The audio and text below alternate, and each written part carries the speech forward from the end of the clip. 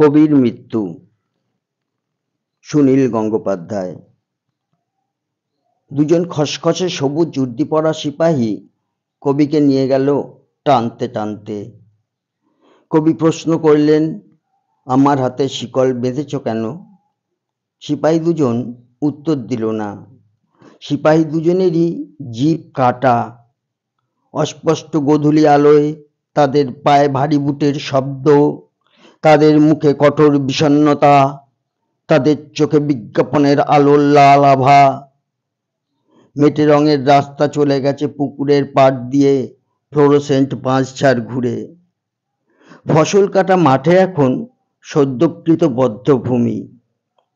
সেখানে আরো 4 জন সিপাহী রাইফেল হাতে প্রস্তুত। তাদের ঘিরে হাজার হাজার নারী ও পুরুষ। কেউ এসেছে বহু দূরের অরহর ক্ষেত থেকে পায়ে হেঁটে, কেউ এসেছে পাটকলের ছুটির বাঁশি আগে বাজিয়ে, কেউ এসেছে ঘড়ির দোকানে ঝাঁপ ফেলে, কেউ এসেছে ক্যামেরায় নতুন ফিল্ম ভরে, কেউ এসেছে অন্ধের লাঠি ছুঁয়ে ছুঁয়ে। জননী শিশুকে বাড়িতে রেখে আসেননি। যুবক এনেছে তার যুবতীকে, বৃদ্ধ ধরে আছে বৃদ্ধতরর কাঁধ। সবাই এসেছে একজন কবির হত্যার দৃশ্য প্রত্যক্ষ করতে। খুঁটির সঙ্গে বাঁধা হলো কবিকে। তিনি দেখতে লাগলেন তাঁর ডান হাতের আঙুলগুলো, কনিষ্ঠায় একটি তিল, অনামিকা অলঙ্কারহীন, মধ্যমায় ঈষৎ টনটনে ব্যথা, তর্জনী সংকেতময়, বৃদ্ধাঙ্গুলি বিভৎস বিকৃত। কবি সামান্য হাসলেন। একজন সিপাহীকে বললেন, আঙুলে রক্ত জমে যাচ্ছে হে, হাতের শিকল খুলে দাও। সহস্র জনতার চিৎকারে সিপাহীর কান সেই মুহূর্তে বধির হয়ে গেল। জনতার মধ্যে থেকে একজন বৈজ্ঞানিক বললেন একজন কসাইকে, পৃথিবীতে মানুষ যত বাড়ছে ততই মুরগি কমে যাচ্ছে। একজন আদার ব্যাপারী জাহাজ মার্কা বিড়ি ধরিয়ে বললেন, কাঁচা লঙ্কাতেও আজকাল তেমন ঝাল নেই। একজন সংশয়বাদী উচ্চারণ করলেন আপন মনে, বাপের জন্মেও একসঙ্গে এত বেজম্মা দেখিনি সালা।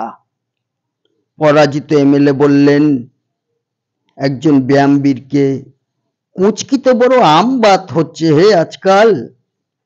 একজন ভিখিরি খুচরো পয়সা ভাঙিয়ে দেয় বাদামওয়ালাকে।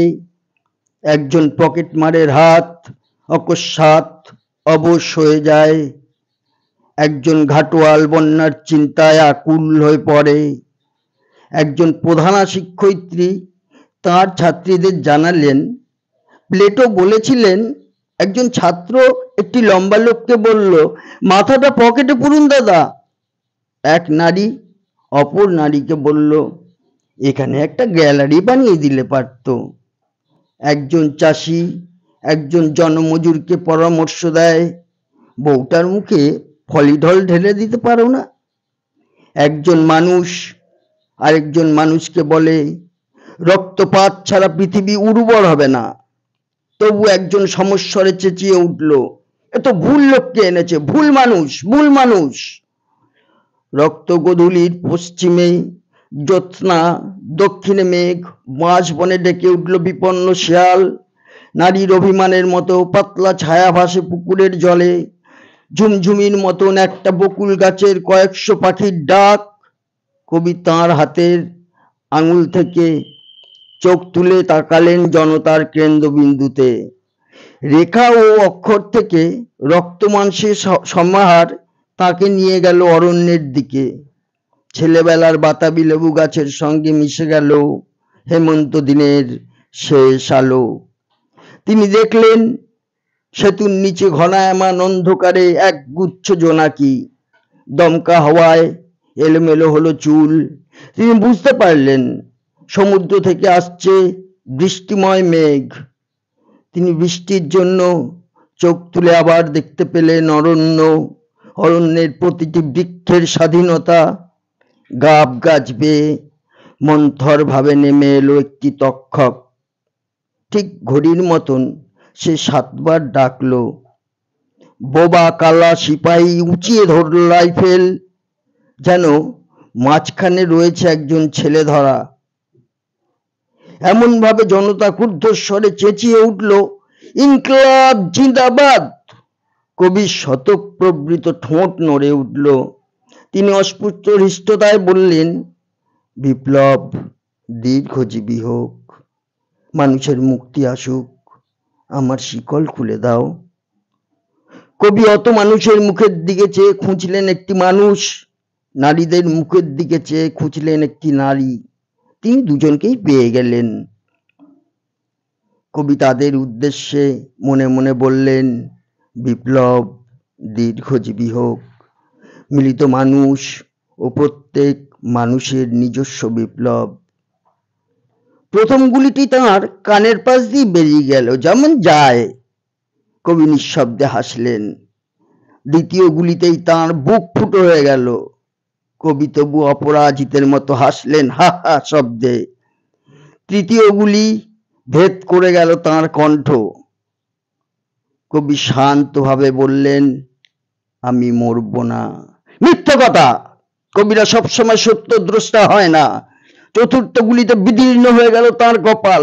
পঞ্চম গুলিতে মরমর করে উঠল কাঠের খুঁটি। ষষ্ঠ গুলিতে কবির বুকের ওপর রাখা ডান হাত ছিন্ন ভিন্ন হয়ে উড়ে গেল। কবি হুমড়ি খেয়ে পড়তে লাগলেন মাটিতে। জনতা ছুটে এলো কবির রক্ত গায়ে মাথায় মাখতে। কবির কোনো উল্লাস ধ্বনি বা হাহাকার কিছুই শুনতে পেলেন না। কবির রক্ত, ঘিলু, মজ্জা মাটিতে ছিটকে পড়া মাত্রই আকাশ থেকে বৃষ্টি নামলো দারুণ তোড়ে। শেষ নিঃশ্বাস পড়ার আগে কবির ঠোঁট একবার নড়ে উঠল কি উঠল না, কেউ সেদিকে ভ্রুক্ষেপ করেনি। আসলে কবির শেষ মুহূর্তটি মোটামুটি আনন্দেই কাটল। মাটিতে পড়ে থাকা ছিন্ন হাতের দিকে তাকিয়ে তিনি বলতে চাইলেন, বলেছিলুম কিনা আমার হাত শিকলে বাঁধা থাকবে না।